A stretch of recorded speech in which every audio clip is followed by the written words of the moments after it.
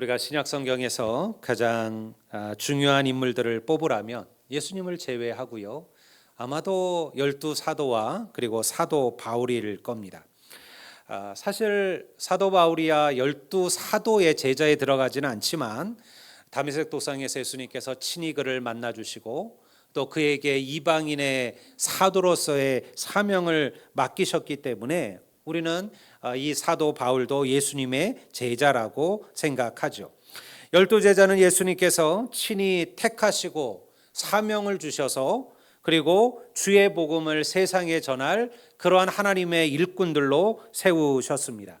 오늘날 교회가 목회자를 세워 교회를 가르치는 것, 목양하는 것, 또 중직들을 세워 교회를 섬기게 하는 일, 교사나 사역자들을 세워서 영혼들을 돌보는 일 역시 제자를 세우는 일입니다.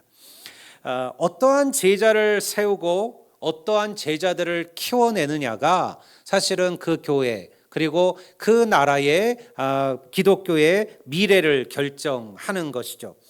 저희 교회가 하고 있는 제자 양육도 그러한 일들입니다.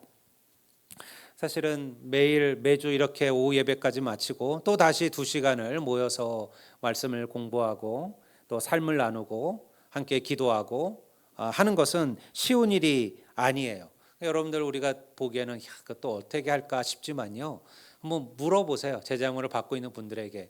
여러분 그 2시간이 20분처럼 지나가고 있음을 믿습니다. 우리가 여러분들 은혜 안의 삶은요. 여러분들 하나님의 말씀 나누는 시간이 얼마나 순식간에 지나간지를 경험하시게 돼요. 진정한 친교와 교제가 그렇게 일어나는 것이죠. 그러면 먼저 우리가 교회에서 말하는 제자가 무슨 의미인가를 이해하셔야만 합니다. 요즘 학교에서는 선생님, 이 제자라는 말을 잘 쓰지를 않죠. 스승이라는 말도 잘 쓰지를 않습니다. 그저 보통 우리는 쉽게 선생님 혹은 학생이라는 말을 즐겨 사용합니다. 더 이상 아이들은 학생들은 선생님을 존경하지 않습니다. 요즘의 학생과 선생님이라는 것은요, 대가를 받고 누군가를 가르치거나 혹은 대가를 지불하고 무엇인가를 배우는 사람들의 의미가 전부입니다. 학생은 선생님을 통해서 지식을 배우지 그의 삶이나 그의 인격을 배우지는 않습니다. 그런데 누군가의 배움이 단순히 지식을 넘어 가르치는 이의 삶이나 행동이나 가치나 그의 가르침을 따라가는 행동까지 나아가게 된다면요, 우리는 그 관계를 스승과 제자라고 불러요. 여러분, 우리는 주님의 학생이 아니에요. 여러분, 우리 모두는 주님의 제자임을 믿습니다. 우리가 바라는 것은요, 좋은 교인이 되는 게 아니에요. 좋은 제자가 되는 것이죠. 이 땅의 교회들이 세상에서 빛처럼 소금처럼 살아가지 못하는 이유는요, 교회가 부족하거나 교인이 부족해서가 아니에요.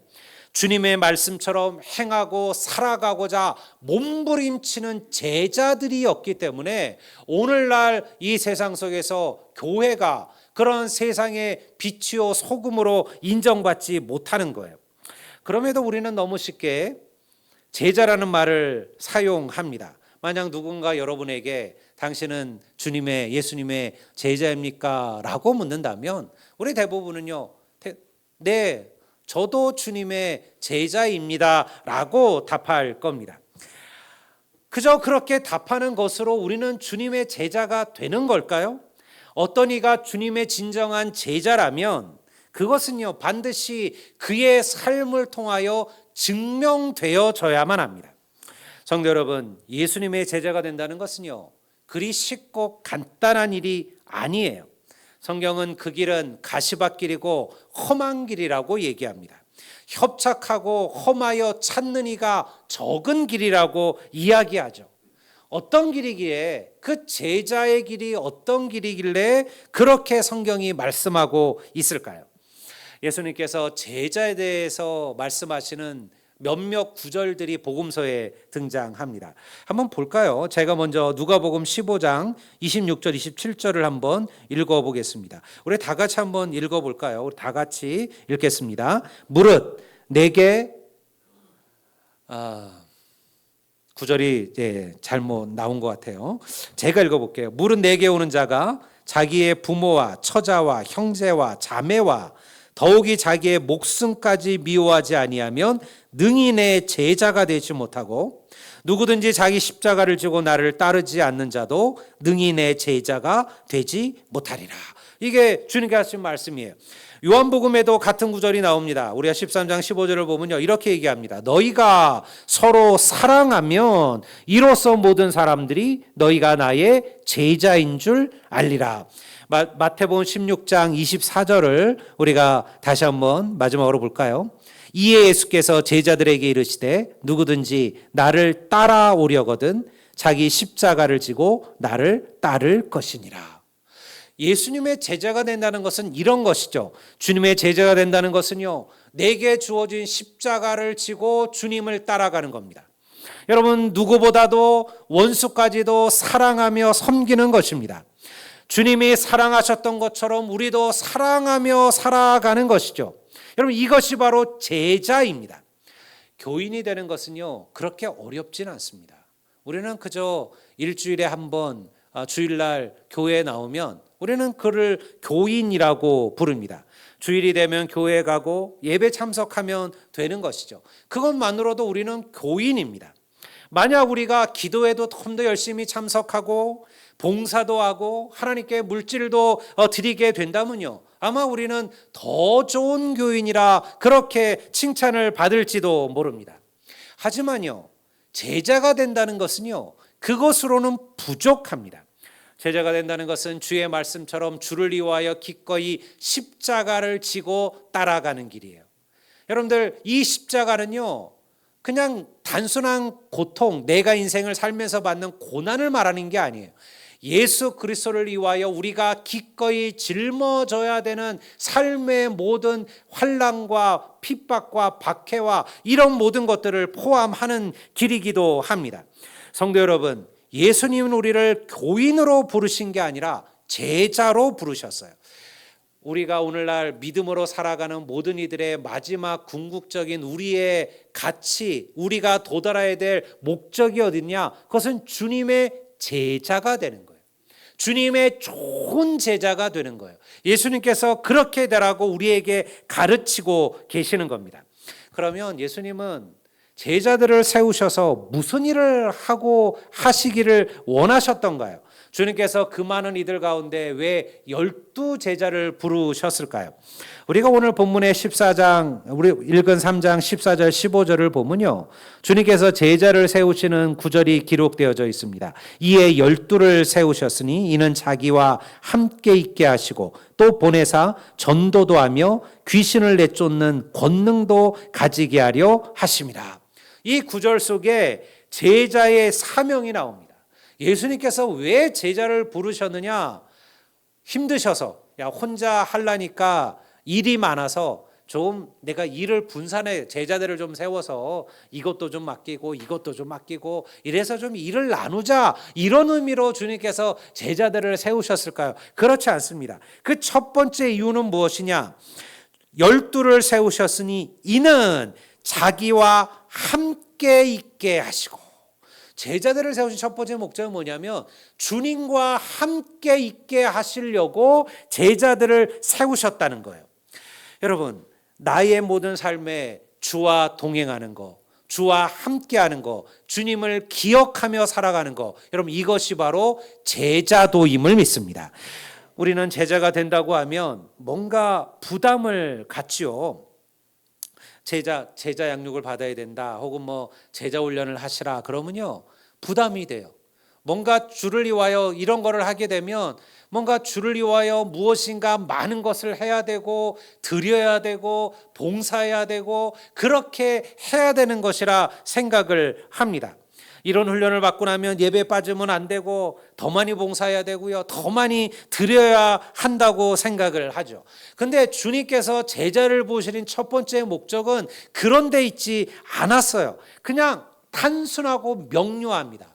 주님께서 이는 자기와 함께 있게 하시고, 이게 제자가 되는 첫 번째 이유예요.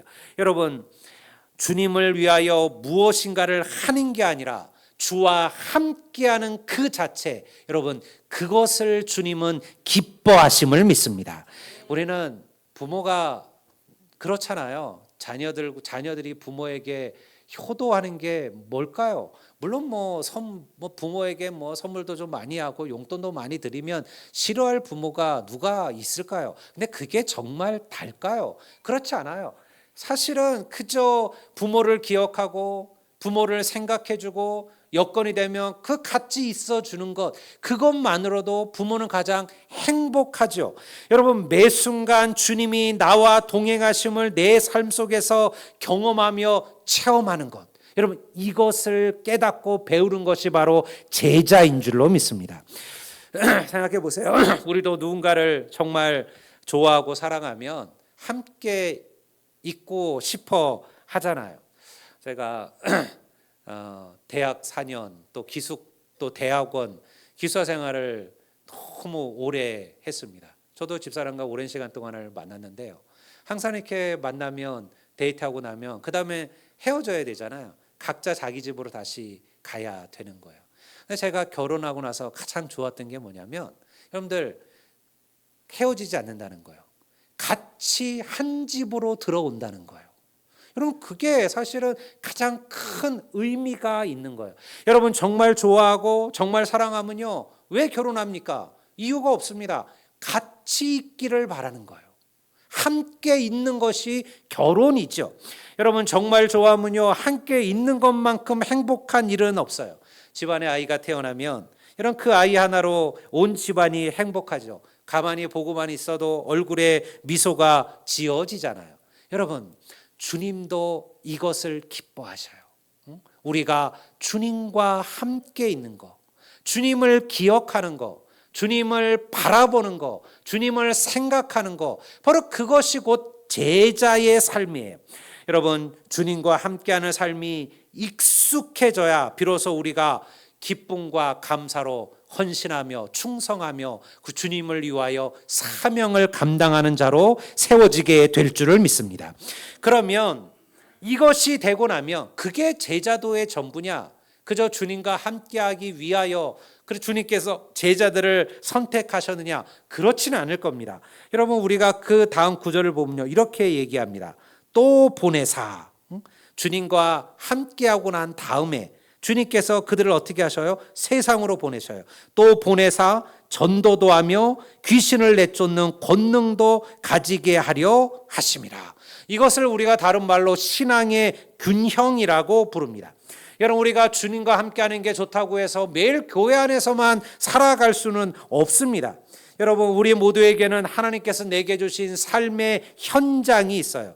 가정이 있고 직장이 있고 운영하는 기업이 있고 가게도 있죠. 내가 만나는 사람들은 그리스도인들이 아닙니다. 사실은 예수 믿지 않는 이들을 우리는 훨씬 더 많이 만납니다. 여러분 나머지 6일 동안 여러분이 만나는 분들은요 대부분 믿지 않은 이들이 훨씬 더 많을 겁니다. 여러분 그것이 그래서 우리의 일주일의 삶 속의 6일은 교회가 아니라 세상에서 이루어지는 시간들이에요. 여러분 주님께서 바로 나를 세상으로 보내시는 시간입니다. 이 모든 시간들 동안은 이 시간은 제자들이 세상 사람들에게 또 믿지 않은 이들에게 하나님의 말씀을 잃어버린 이들에게 하나님의 복음을 전도하며 그리고 성령께서 우리에게 부어주신 주님의 능력을 행하는 기회의 장소라는 거예요. 우리는 예배와 영적인 시간을 통하여 주님과 함께하는 법을 배우십니다.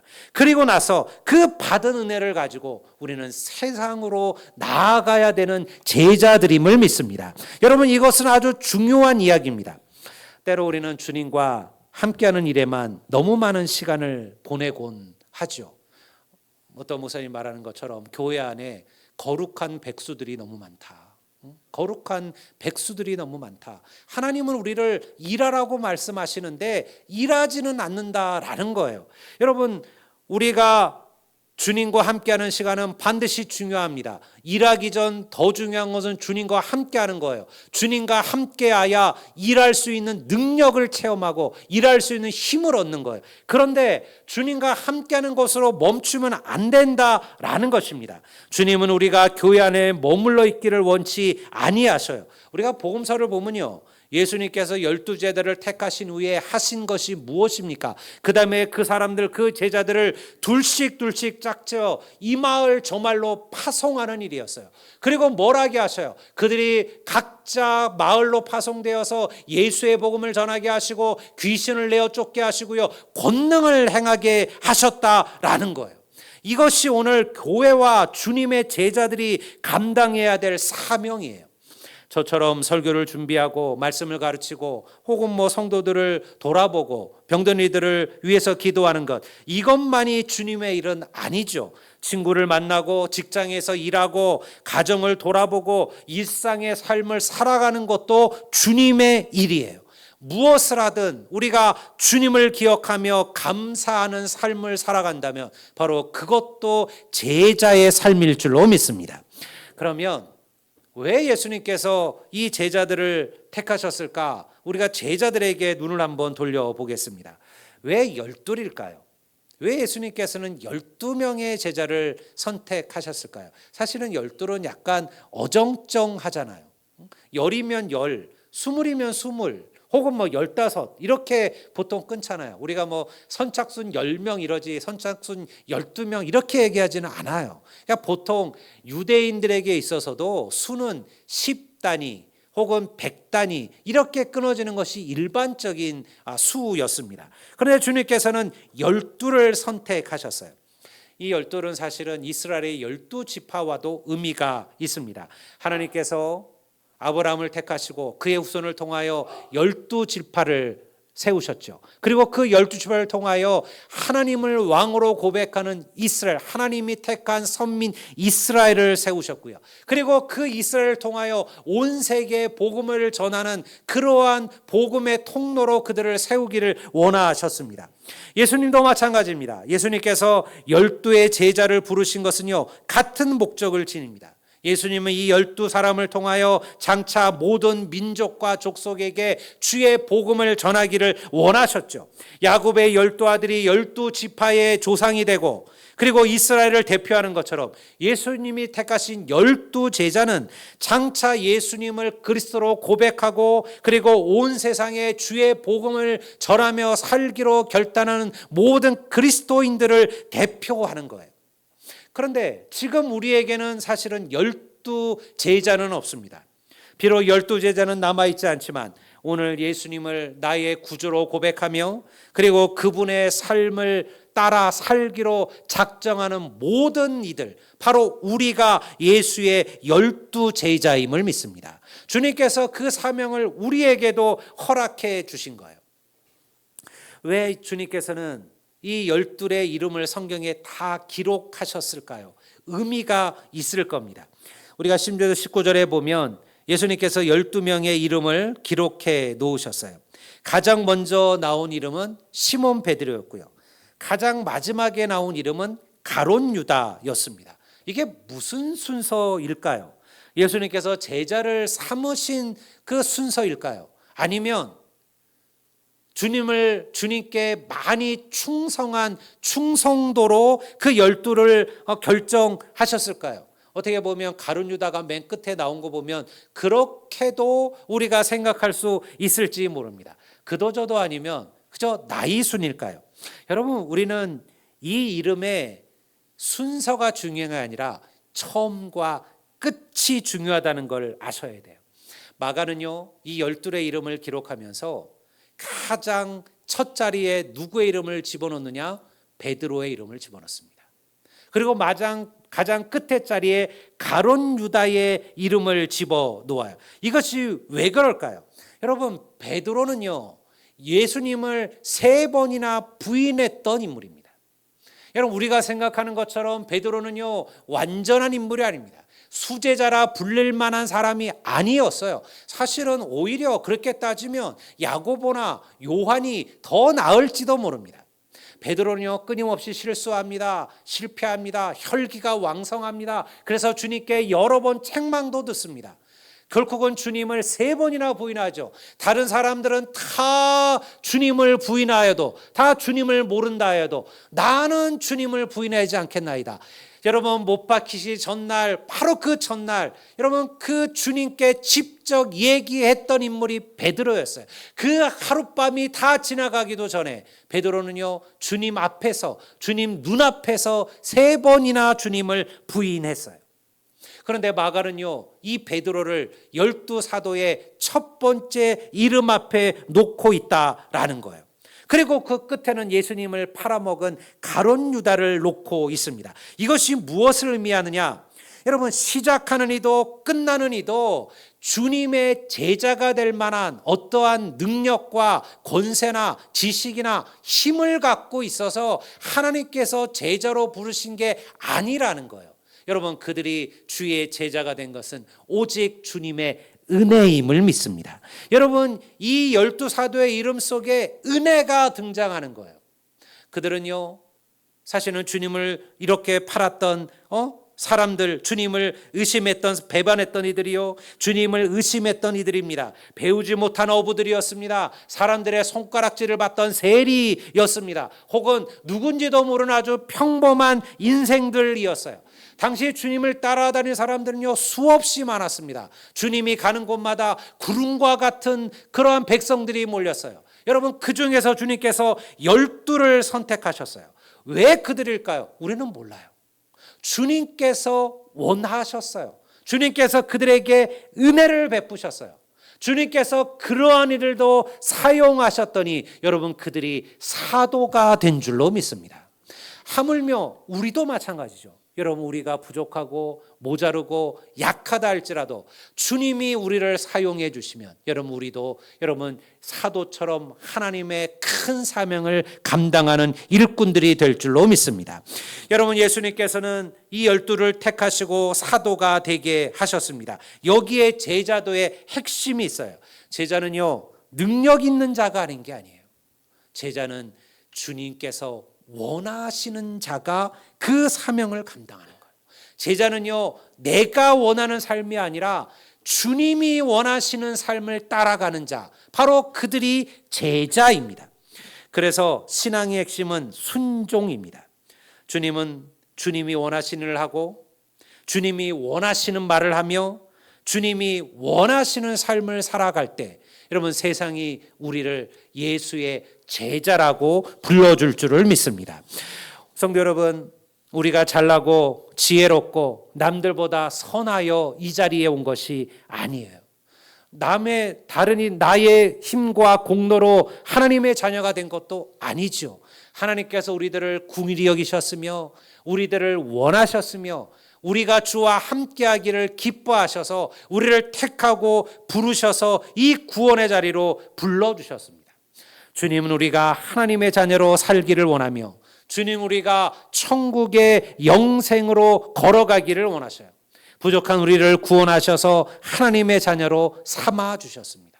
그러니 성도 여러분, 항상 주님 앞에 겸손하시기를 주의 이름으로 축원합니다. 자랑하지 마세요. 여러분, 나의 공로로 드러내지 마십시오. 우리가 주님의 일을 할 때, 주님에게 맡긴 사명을 감당할 때 여러분 내 힘이 아니라 주님이 주신 힘으로 하는 것처럼 일하십시오. 여러분, 그때 하나님께서 영광 받으실 줄로 믿습니다. 항상 주님의 공로를 잊지 마시며 살아가십시오. 그리고 말씀대로 순종하며 살아가세요. 바로 그들이 제자입니다. 우리가 선교사로 혹은 무슨 목회자로 걸어가는 길만이 제자도는 아닙니다. 그저 하나님께서 내게 주신 대로 내게 주신 가정을 위하여 기도하시고 여러분 그들을 사랑하시고 내게 맡겨주신 직업에 최선을 다하시고 그거를 귀히 여기시고 그리고 여러분 내 주위에 믿지 않는 한 영혼이 있다면 그들을 긍휼히 여기시고 그들을 안타까워 하신다면 여러분 우리는 이미 제자의 삶을 살아가고 있는 거예요. 성도 여러분, 저는 우리 선한 열매 교회가 이런 제자도를 따라가는 교회이기를 원합니다. 우리 교회가 교인으로 채워진 교회가 아니라 참으로 예수 그리스도의 사랑과 그 은혜를 세상 속에 전하며 나눌 수 있는 그런 주님의 풍성한 주님의 제자들로 풍성한 교회가 되시기를 주의 이름으로 축복합니다. 이제 우리 다 같이 자리에서 일어나시겠습니다.